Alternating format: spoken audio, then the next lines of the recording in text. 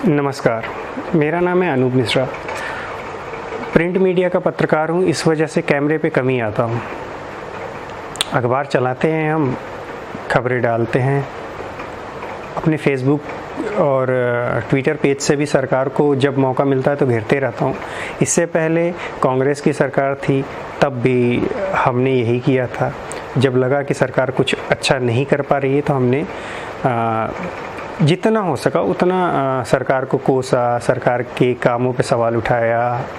वो मुझे दौर याद है जब हम सरकार को सोनिया गांधी और मनमोहन सिंह को गद्दाफ़ी और सद्दाम हुसैन जैसे तानाशाह से हम उनकी तुलना किया करते थे, क्योंकि ये कुछ सुनते नहीं थे।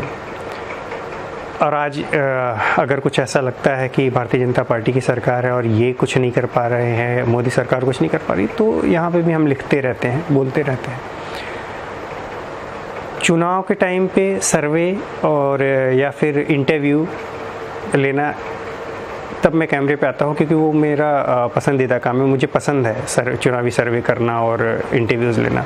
लेकिन आज ऐसा मुद्दा है जिसकी वजह से मैं कैमरे के सामने आया हूँ, वो है कोरोना का। कोरोना किस कदर हमारे देश में विकराल हो चुका है और रोज़ 4 लाख के करीब केस आ रहे हैं और 3,500 से ज़्यादा लोग मर रहे हैं।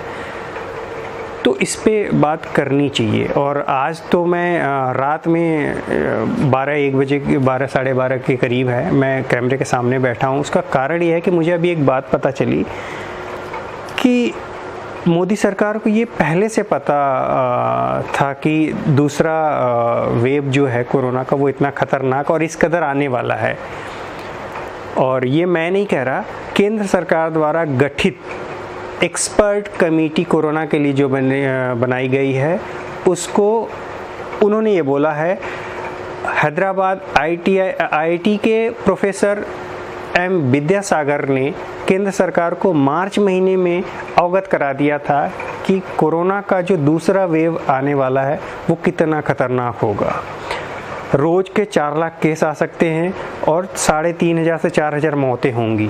ये उन्होंने मार्च में ही पहले हफ्ता में बता दिया था केंद्र सरकार को। अब सवाल उठता है कि अगर केंद्र सरकार को ये बात पता थी कि देश में इतनी भयावह स्थिति आने वाली है, कोरोना इस कदर विकराल होने वाला है, तो केंद्र सरकार ने लापरवाही क्यों की?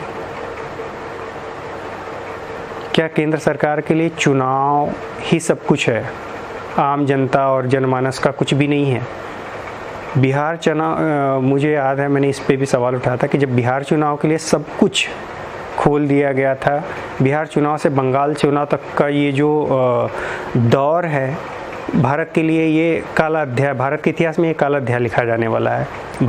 मुझे नहीं पता कि मेरी ये बातें सरकार और उनके नुमाइंदों को कैसा लगेगी, लेकिन इतना तो तय है कि सरकार का पूरा फेलियर है, सिस्टम फेल हुई है। सिस्टम से याद आया कि सरकार और सरकार से के कुछ बिकाऊ मीडिया जो है, इसको सरकार का फेलियर नहीं बता रहे हैं, वो कहते हैं सिस्टम का फेलियर है। सिस्टम कौन है? सिस्टम का फेलियर, सरकार का फेलियर नहीं है।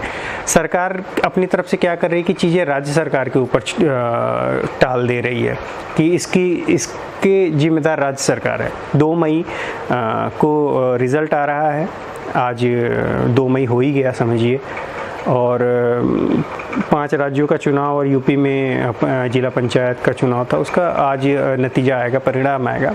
शायद इसके बाद केंद्र सरकार या नरेंद्र मोदी कमांड संभालें। अभी तक तो राम भरोसे हिंदुस्तान चल ही रहा है।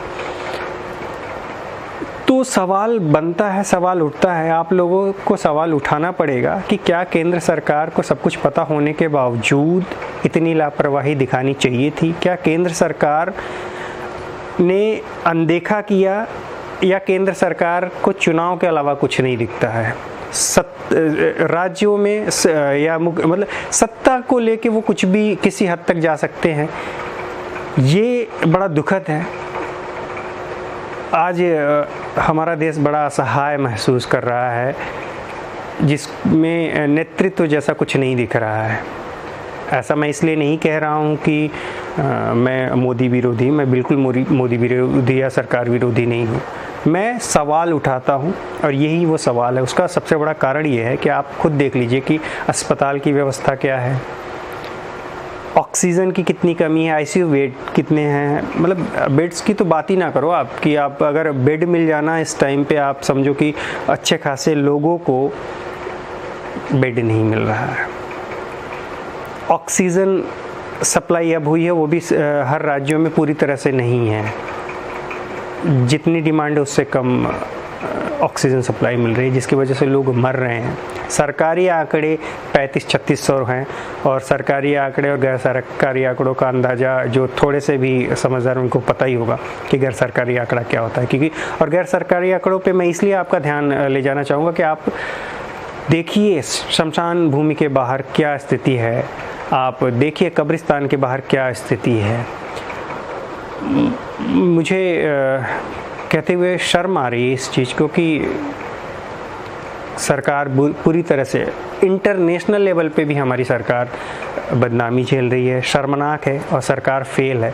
मैं निवेदन कर रहा हूँ प्रधानमंत्री जी से कि वो कल का दिन कर ले वो अपने चुनाव और सारी चीज़ों का, परसों से कुछ कठोर डिसीज़न ले, इसको रोकने के लिए कोरोना को कोई उपाय करे और देखे। अपने एक्सपर्ट की जो टीम बनाई है उनकी सुने, कम से कम वो उन्होंने अगर वो सुने होते अपने कोरोना एक्सपर्ट कमेटी के अध्यक्ष की बात एम विद्यासागर की, तो शायद आज कोरोना की ये देश में स्थिति नहीं होती।